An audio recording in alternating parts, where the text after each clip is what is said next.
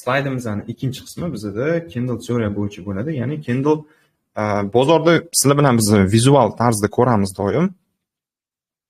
Kindle qanaqa shakllanishi, qanaqa harakatlanishi va Kindle'ni ochib yopilishini. Lekin hozir ustozimiz aytib o'tganlaridek, Kindle'ning ichidagi ma'lumotlarni har kim ham u darajada mukammal o'qa olmaydi.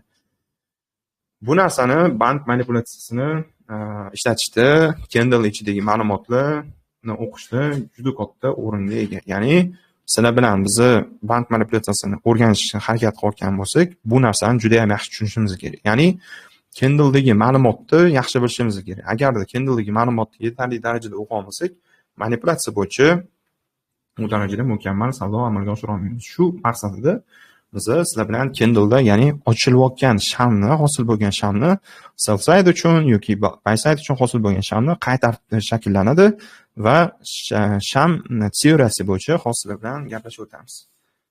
Xo'p, demak, boshladik. Kindle teoriyasi shamlar nazariyasi deb aytiladi o'zbek tilida. Ya'ni narx harakatining vizual tili. Xo'p, tartib bir xil. Hamma prezentatsiyada ketma-ketlik bizda roadmap bor. Birinchi o'rinda mavzularning ro'yxati, mayli mavzu tarkibi va undan keyin ketma-ketlik bo'yicha tushuntirishni boshlaymiz. Umumiy holat bizda kirish qismi va Kindle nima, Kindle nimaligini ma'lumotini beramiz. Undan keyin Kindle tuzilishi bizda OLHS yokida HLS sifatida aytiladi. Ya'ni Open Low High Close yokida Open High Low Close shu tartibda aytiladi. Bizda Kindle ochilishi va Kindle yopilishi haqida ma'lumot beriladi va bullish va bearish shamlar, ya'ni impulsivniy buyga ochiladigan shamlar yoki sell ochiladigan shamlar. Yoki soddaroq tilda tushunadigan bo'lsanglar, yashil sham va qizil sham sifatida tushunishingiz mumkin. Keyin Kindlening kuchi, har bitta shamda hosil bo'lgan kuch va Kindle va vaqtlar oralig'i, ya'ni time framelar bilan qay darajada o'zaro ishlashi umumiy va xulosani qilamiz. Demak, boshladik. Kirish qismi, ya'ni moliyaviy bozorlarda narx harakati tasodifiy emas. Birinchi prezentatsiyada ham sizlarga aytib o'tdik. U xaridor va sotuvchining qarorlari natijasida shakllanadi. Ushbu harakatni tushunish va tahlil qilishda shamlar, ya'ni candlestick muhim o'rin tutadi. Shamlar narxning ochilishi, yopilishi, eng yuqori va eng past nuqtalarni vizual tarzda ko'rsatib beradi. Ya'ni sizlar bilan biz ko'rayotgan narx harakati strukturani ham, narx harakatini ham, value teoriyani ham, hamma narsani biz bir nechta Kindle'larni ketma-ketlikda shakllanishiga qarab tushunamiz. Endi umumiy strukturani qanaqa tahlil qilishni bilamiz, lekin shu strukturani ichidagi hosil bo'lgan, ya'ni strukturani yaratayotgan birikmalar, Kindle'larni qanaqa shakllanishini, qanaqa ketma-ketlik shakllanishini o'qishimiz, bilishimiz juda ham muhim. Sababi manipulyatsiya elementlari aynan Kindle'lar bilan yuz beradi.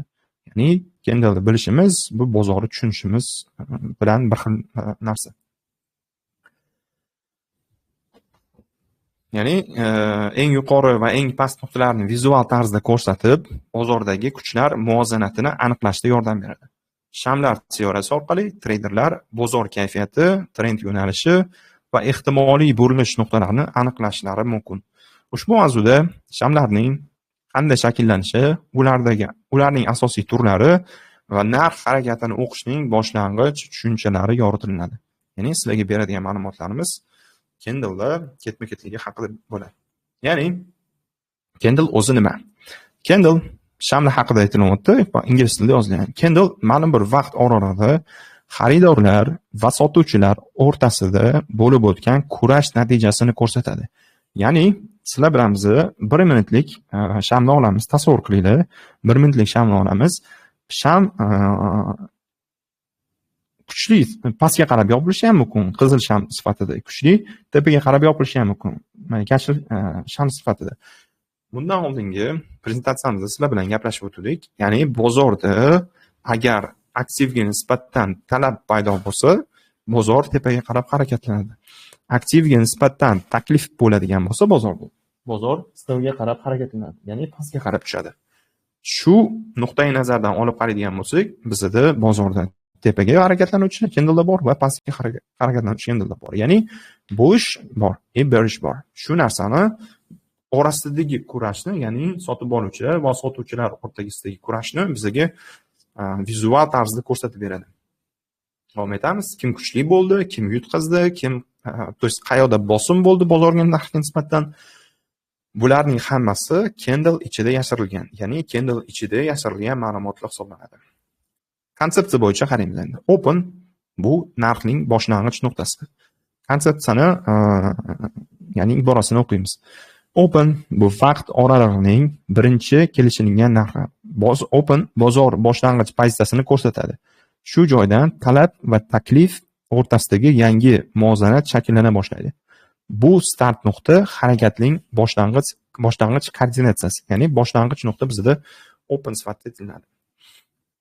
Keyingi qism bizda high, ya'ni candleda eng baland nuqtasi, eng narxni harakatlangan paytidagi eng yuqori nuqtasi. Candleda misol qilaylik, hozir bizda buy side uchun candle ochilindi, tepaga qarab narx harakatlandi. Candle'imizda hozir keyingi prezentatsiyalarda sizlarga to'liq konsept sifatida ko'rsatilgan narsa. Buni anaqasini ideologiyasini boshida tushunishlik kerak. Davr ichidagi eng yuqori harakat. High bu vaqt ichida narx yetib borgan eng yuqori daraja. Bu nuqta buyerlar bosimi qanchalik kuchli bo'lganini ko'rsatadi. High bu narxning maksimal ekspansiya nuqtasi hisoblanadi. Ya'ni bozor narxining eng yuqori yetib borgan nuqtasi. Bizda 3-qism low, davr ichidagi eng past narx. Low bu sotuvchilar narxni tushira olgan eng past daraja. Ya'ni ushbu nuqta taklifning ustunligini bildiradi. Low bu narxning minimal bosim nuqtasi. Eng oxirgi qism, ya'ni candle teoriyadagi 4 ta bo'limdan iborat. 4-bo'lim bizda close, ya'ni candlening yopilish qismi bo'ladi. Close sham yopilgan paytdagi narx. Bu eng muhim ko'rsatkich. Ya'ni vaqt oralig'i yakunida bozor qayerda muvozanat topganini aynan shu nuqta aniqlab beradi va qayerda yopilgan bo'lsa, kuchlar balansi o'sha tomonda shakllangan bo'ladi. Close bu yakuniy kelishuv nuqtasi, ya'ni davr ichidagi kurashning natijasi. Davr ichidagi kurashning natijasi degani biz nimani tushunamiz? 1 minut ichidagi hosil bo'lgan candledagi kurash, ya'ni 1 minut vaqt oralig'i ichida yetarlicha buy pozitsiya ham kiritilgan bozorga va yetarlicha sell pozitsiya ham kiritilgan. Именно buy va sell pozitsiyalaridagi orasidagi kurash bizda candleda yaqqol ko'rinadi. Bu narsani, ya'ni umumiy candle teoriyani hozir bozorda ham vizual tarzda, o'sha jonli bozorda ham, live bozorda ham ko'rib chiqamiz. Xo'p, demak boshladik. Candle tuzilishi, ya'ni bizda buy side uchun hosil bo'lgan candle'ni hozir tushunib o'tamiz.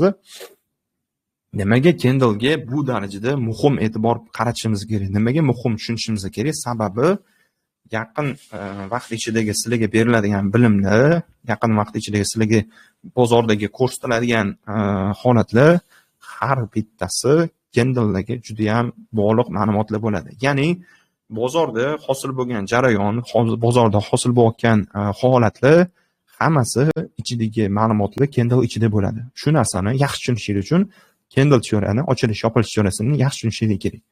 Endi buy side uchun ochilgan candle'ni ko'ramiz.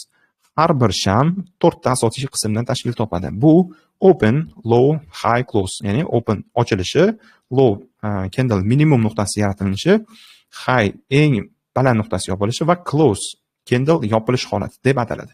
Umumiy holatga qaraydigan bo'lsak, bizda birinchi davr buy side uchun candle ochilishi imminni bu yerdan bo'ladi. Ya'ni shu yerda o'zida buy side uchun candle hosil bo'lgan, undan keyingi candle ochilishini tug'ilishi va eng oxirgi nuqtasigacha hozir tushunib o'tamiz. Open, ya'ni ochilish. Davr boshidagi narx, ya'ni oldingi sham yopilgan joydan boshlanadi. Candle bundan oldingi candle qayerda yopilgan bo'lsa, shu joydan boshlanadi. Konsepsiya bo'yicha qaraymiz, candle bu joyda narx ochiladi bizda. Keyin sell side uchun yirik bitimlar pastga qarab narxni bosadi. Ta'sir o'tkazgandan keyin ayni shu nuqtada bizda low hosil bo'ladi. Ya'ni narxni, candle'ni minimum qismi, davr ichidagi eng past narx sotuvchilar qanchalik narxni pastga tushirganini bildiradi. Candle'da narx ochilishi bilan bozorga impulsivniy selga katta bitimni ochilgan.